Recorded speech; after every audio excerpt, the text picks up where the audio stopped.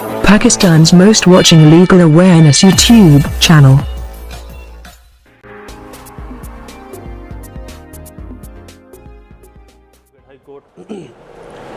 Hello friend and viewers, I hope all are fine. This is Mubashir Iqbal Chauhan, Advocate High Court and Legal Lecturer.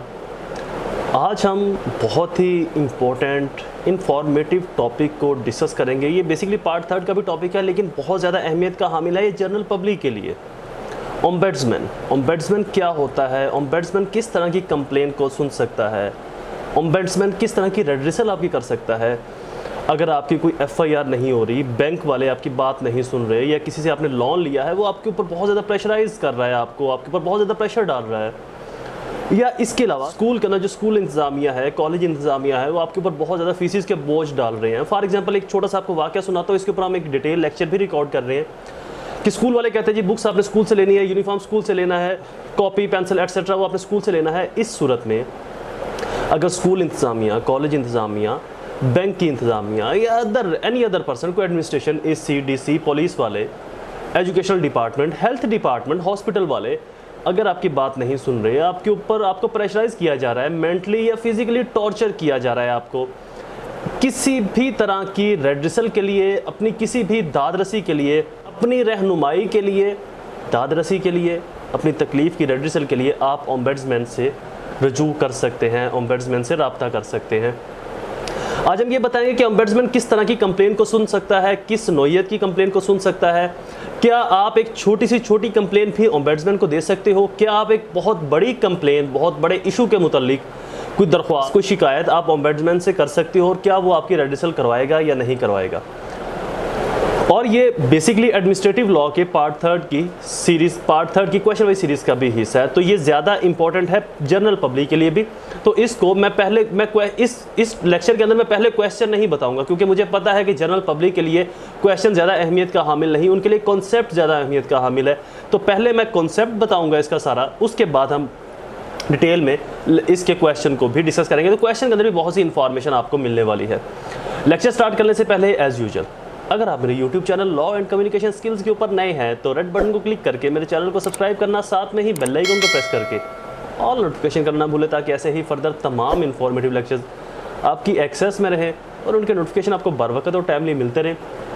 मजीद बरा मेरे Facebook pages Innovative Law Academy और Facebook group law and communication skills channel को भी ज़रूर like और सी first कर ले, वहाँ पर भी हम बहुत ही इंफॉर्मेटिव पोस्ट करते रहते हैं। शुरू करते हैं हमारा टॉपिक। मेरे लेक्चर की फीस को फुलफिल करना बिल्कुल ना भूलें। मेरी फीस आपने 3 स्टेप के अंदर पे करनी है। फर्स्ट स्टेप कम से कम 10 रुपये डोनेट करने हैं, सेकंड स्टेप 2 लोगों की हेल्प करनी है, और थर्ड स्टेप मेरे पेरेंट्स के लिए दुआ, अल्लाह ताला उनको सेहत तंदुरुस्ती अता फरमाए। शुरू करते हैं हमारा टॉपिक ओम्बेड्समैन को वफाकी मोहतसब या अदारा मोहतसब पाकिस्तान भी कहा जाता है। इसकी तारीख कुछ यूँ है कि अदारा वफाकी मोहतसब को ओम्बेड्समैन को सबसे पहले जनरल ज़ियाउल हक साहब ने 8 अगस्त 1983 को कायम किया था, इस्टेब्लिश किया था। उसके बाद ये अब तक ऑनवर्ड पाकिस्तान के अंदर एग्जिस्ट करता है। इस वक्त जो पाकिस्तान के जो ओम्बेड्समैन हैं, जो वफाकी मोहतसब है, जो अदारा मोहतसब का सरबराह है, ओम्बेड्समैन है, उनका नाम सैयद ताहिर शहबाज साहब है। इन्होंने 21 जुलाई 2017 के अंदर अपना हल्फ उठाया था और अब तक ऑनवर्ड ये चल रहे हैं। ओम्बेड्समैन 4 साल के लिए ऑफिस को होल्ड करता है, 4 साल के लिए अपने ऑफिस को संभाल सकता है।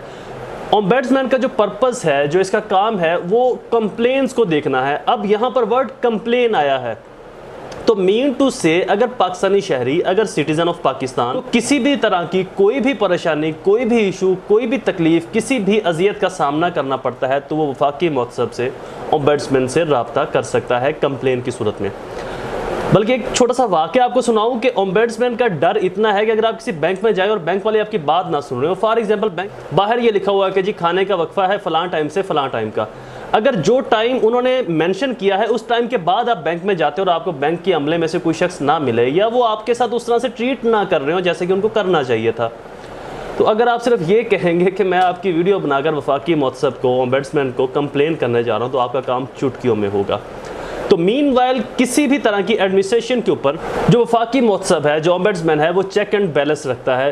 पुलिस वाले अगर आपकी रेड्रेसल नहीं कर रहे, पुलिस वाले अगर आपकी बात नहीं सुन रहे, स्कूल या एजुकेशन सेंटर के अंदर आपकी बात नहीं सुनी जा रही, हॉस्पिटल के अंदर या हेल्थ डिपार्टमेंट में आपकी बात नहीं सुनी जा रही, या एनी अदर कोई भी गवर्नमेंट डिपार्टमेंट या अदर देन भी गवर्नमेंट डिपार्टमेंट अगर आपके साथ, एडमिनिस्ट्रेशन वाले आपके साथ ताउन नहीं कर रहे, इन फर्दरनेस सिंपल आपको ये बताता हूँ कि अगर आपके इलाके के अंदर गंदगी का ढेर है और म्यूनसिपलिटी वाले उसको नहीं उठा रहे, तब भी आप ओम्बड्समैन से कंप्लेन के जरिए रब्ता कर सकते हो और आपकी रेड्रेसल होगी।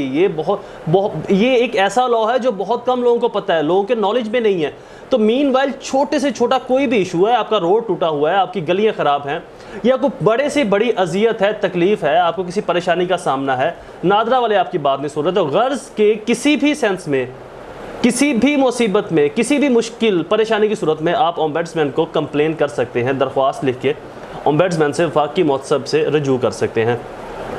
Definition of federal ombudsman: Ombudsman is an official who has received complaint about government, investigate and rectify them in accordance with law. Ombudsman complaint को रिसीव करेगा, इन्वेस्टिगेशन करेगा, इन्वेस्टिगेशन वो अपने सबऑर्डिनेट ऑफिसर से करवाएगा और कंप्लेन का जो आपने शिकायत की है उनसे, उसका अकॉर्डिंग लॉ फैसला करेगा, अकॉर्डिंग लॉ उसको डिसाइड करेगा। Next heading establishment of ombudsman. ये आपको बता दिया 1983 के अंदर जनरल ज़ियाउल हक साहब ने 8 अगस्त 1983 के अंदर इसको इस्टेब्लिश किया था। Term and condition of appointment of ombudsman appointment of ombudsman, इसकी अपॉइंटमेंट प्रेसिडेंट ऑफ पाकिस्तान करेगा। रिमूवल ऑफ ओम्बड्समैन, इसकी रिमूवल को भी प्रेसिडेंट ऑफ पाकिस्तान करेगा। टेन्योर ऑफ ऑफिस मैक्सिमम 4 साल का इसका टेन्योर होगा, जो नॉन एक्सटेंडेबल है इन एनी कॉस्ट, किसी भी कीमत पर इसको एक्सटेंड नहीं किया जा सकता। Salary and allowance of ombudsman की सैलरी एंड अलाउंस जो है वो प्रेसिडेंट ऑफ पाकिस्तान डिसाइड करेगा। ऑफिस ऑफ प्रॉफिट, कोई भी ऑफिस ड्यूरिंग ओम्बड्समैन की पोस्ट के ऊपर बैठा हुआ शख्स कोई भी ऑफिस प्रॉफिट वाला होल्ड नहीं कर सकता। Rule of ombudsman: determination of cause of corruption, ये करप्शन की, रिश्वत की तहकीकात भी कर सकता है। किसी पुलिस वाले ने, सरकारी अदारे ने, गवर्नमेंट सेक्टर ने, प्राइवेट सेक्टर ने आपसे रिश्वत तलब की है तो उसकी तफ्तीश भी, इंटरोगेशन भी कर सकते हैं। रेस्टिफिकेशन ऑफ मेलाडमिनिस्ट्रेशन, बदइंतजामी मामलात को भी देख सकता है, उसकी इन्वेस्टिगेशन, इंक्वायरी भी कर सकते हैं। अकाउंटेबिलिटी ऑफ एडमिनिस्ट्रेशन, अगर एडमिनिस्ट्रेशन अपनी हदूद से तजावुज़ कर रही है, लाइक तहसीलदार, पुलिस वाले, एडमिनिस्ट्रेशन से मुराद हर वो अदारा जो डिपार्टमेंट, जो एक ऐसे डिपार्टमेंट से डील कर रहा है जिसका काम है अवाम के लिए, एडमिनिस्ट्रेशन को अवाम के लिए इंतज़ामी मामलात को चलाना, लाइक AC, DC, तहसीलदार, रेवेन्यू डिपार्टमेंट के ऑफिसर या अदर दैन कोई भी ऐसा शख्स, ऐसा अदारा, तो उस अदारे की अकाउंटेबिलिटी, अदारे की तहकीकात भी कर सकता है। वो अदारा भी ओम्बड्समैन को जवाबदेह होगा अगर वो कोई ऐसी करप्शन या इलीगल काम करते हैं। अवेयरिंग ऑफ कंपनसेशन, अगर कोई भी शख्स जब फेडरल ओम्बड्समैन से रजू करेगा कंप्लेन की सूरत में, तो अगर वाकई उसकी दाद रसी बनती है तो ओम्बड्समैन उसकी कंपनसेशन के अंदर उसको अवेयर करेंगे। Improvement of relationship between administration and citizens, शहरियों में और एडमिनिस्ट्रेशन डिपार्टमेंट के अंदर रिलेशनशिप को इम्प्रूव करना भी ओम्बड्समैन का काम है। Improvement of administration process of proceeding, administration process की प्रोसीडिंग की इंप्रूवमेंट भी एडमिनिस्ट्रेशन का ओम्बड्समैन का काम है। Checking of miss use of discretionary power, discretionary power होती है कि अक्सर डिस्क्रेशनरी पावर कहते हैं कि उस ताकत को जो आपकी स्वाबदीदी है, वो आपका स्वाबदीदी इख्तियार है। मीन टू से कि कानून उस काम को ना को करने का हुक्म देता है ना रोकता है, ये आपके इख्तियार है कि आप चाहे तो करो, चाहे तो ना करो। ऐसी सूरत में अगर कोई शख्स अपनी डिस्क्रेशनरी पावर्स का मिस यूज़ करता है, तब भी उस शख्स के खिलाफ ओम्बड्समैन के पास कंप्लेंट फाइल की जा सकती है। यहाँ पर एक चीज़ काबिल गौर है कि जनरली लोग समझते हैं कि डिस्क्रेशनरी पावर्स जो है वो कहीं पर भी आप चैलेंज नहीं कर सकते किसी भी शख्स के पास, लाइक अगर किसी पुलिस वाले के पास, किसी AC के पास, DC के पास, किसी हेल्थ डिपार्टमेंट, एजुकेशन सेक्टर में अगर किसी के पास कोई ऐसी पावर्स हैं जो डिस्क्रेशनरी पावर्स हैं, तो उनको आप कहीं पर भी चैलेंज नहीं कर सकते, जो कि सरासर गलत है। किसी भी शख्स की ऐसी डिस्क्रेशनरी पावर जो किसी को वो जवाब दे ना हो, जहाँ पर ना ही किसी कानून को, ना ही किसी सुपीरियर या किसी और अदारे को, अगर वो शख्स भी अपने इख्तियार से तजावुज़ करे तो उसके खिलाफ भी आप ओम्बड्समैन से रजू कर सकते हो। पावर्स ऑफ ओम्बड्समैन, इसकी पावर्स क्या होंगी? समनिंग ऑफ पावर्स, समन भजवाने की पावर होगी। एग्जामिनेशन ऑफ विटनेस, विटनेस को एग्जामिन कर सकता है किसी भी केस के अंदर।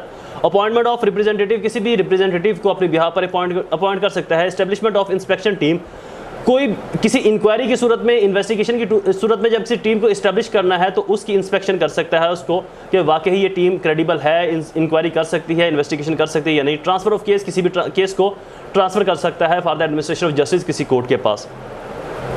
Effect of removal of ombudsman, कैसे रिमूव होगा? अगर कोई ऑफिस होल्ड कर रहा है, can not become a member of parliament, member of provincial assembly and local body member, अगर इनमें से अगर किसी का मेंबर है तो वो रिमूव हो जाएगा। नेक्स्ट हेडिंग है G preclude remarks, question is complete. I hope ये लेक्चर आपके लिए फ़ायदेमंद साबित हुआ होगा। ऐसे ही इन्फॉर्मेटिव वीडियोस को सुनने के लिए हमारे चैनल को सब्सक्राइब करना, बेल आइकन को प्रेस करना बिल्कुल ना भूलें। दोबारा हाजिर होंगे एक नई सीरीज़ में एक नए लेक्चर के साथ, तब तक मुझे अपनी दुआओं में ज़रूर याद रखें। अल्लाह ताला आप सबका हामी और नासिर हो। वस्सलाम।